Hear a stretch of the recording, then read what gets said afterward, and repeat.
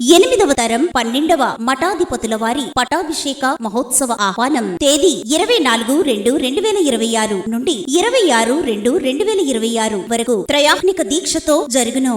రాజమండ్రి కల్తీపాల ఘటనలో వివిధ హాస్పిటల్స్ లో 15 మంది బాధితులు చికిత్స పొందుతున్నారు.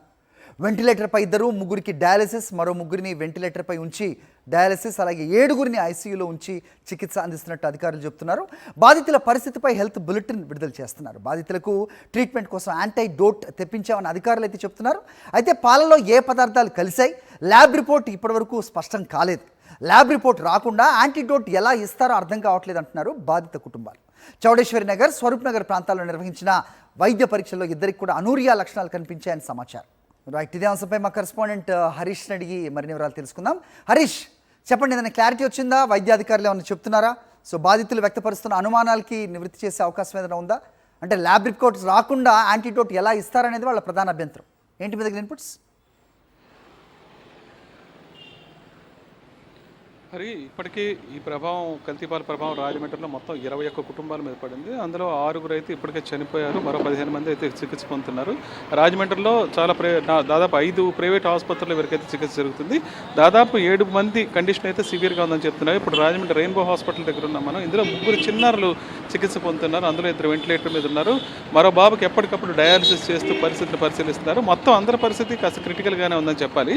ప్రధానంగా ఏదైతే ఇథిలిన్ గ్లైకాల్ కలిసిందో దానికి సంబంధించి అయితే యాంటీడోట్ సిద్ధం చేసామని అధికారులు చెప్తున్నారు. అయితే ఇది కలిసిందా లేదా అన్న విషయం ఇప్పటిదాకా స్పష్టంగా చెప్పడానికి ల్యాబ్ రిపోర్ట్స్ అయితే ఇప్పటివరకు రాలేదు.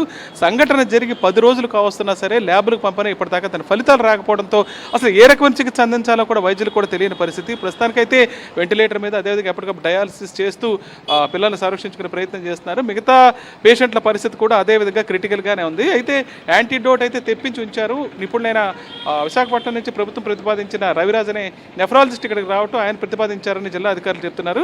యాంటీడోట్ని సిద్ధం చేశారు తప్ప వినియోగించడానికి కూడా అవకాశం లేదు. ఎందుకంటే ఇథిలిన్ గ్లైకాల్ కలిసిందా లేదా అనే విషయం అయితే ఇప్పటిదాకా స్పష్టం కాలేదు. అది తెలిసిన తర్వాత ఉపయోగించుకోవడానికి వీలుగా పక్కన పెట్టామని అయితే చెప్తున్నారు. మరోవైపు యథావిధిగా రోజు ఏ రకమైన ట్రీట్మెంట్ చేస్తారు, ప్రస్తుతానికి అదే రకమైన ట్రీట్మెంట్ అయితే కొనసాగుతుంది. విశాఖలో ఇప్పటికే మనోహర్ అనే బాలుడు కూడా, 6 ఏళ్ల బాలుడు కూడా మృతి చెందడం జరిగింది. దాదాపు 63 సార్లు అబ్బాయికి డయాలసిస్ చేసినా సరే ప్రాణాలు దక్కే పరిస్థితి లేదు. మొత్తం ఆ కుటుంబం అంతా ఇంకా విషాదంలోనే ఉంది. మరోవైపు ఎవరైతే ఈ ఘటనకు కారణమైన గణేష్ ఉన్నాడో ఇప్పటి వరకు అతని మీద 103, 105, అదేవిధంగా 275 బిఎన్ఎస్ సెక్షన్ కింద మాత్రమే కేసులు నమోదు చేశారు. గత ప్రభుత్వం ప్రత్యేకించి పాల సంరక్షణకు, రైతుల సంరక్షణకు సంబంధించి ప్రత్యేకమైన చట్టాలు కూడా చేసింది. నాణ్యతా ప్రమాణాలు ఏమాత్రం తగ్గితే ఊరుకునేది లేని విషయాన్ని స్పష్టం చేస్తూ ఒక చట్టం కూడా చేయడం జరిగింది. ఆ చట్టం కింద ఖచ్చితంగా పాలలో కల్తీ జరిగితే మొదటిసారి జరిగితే 5 లక్షల రూపాయలు జరిమానా, రెండోసారి జరిగితే 2 ఏళ్ల జైలు శిక్ష కూడా పడే అవకాశం ఉంది. అయితే ఇప్పుడు జరిగిన సంఘటనలో గణేష్ మీద ఈ సెక్షన్ కింద అయితే కేసులు నమోదు చేయలేదు. ప్రస్తుతానికైతే చికిత్స అన్ని ఆసుపత్రుల్లో కూడా కొనసాగుతుంది. దీనికి సంబంధించి లెటర్ ఆఫ్ క్రెడిట్ ప్రభుత్వం ఎప్పటికప్పుడు అధికారులు అందిస్తున్నారని అయితే బాధితులు చెప్తున్నారు. హరి.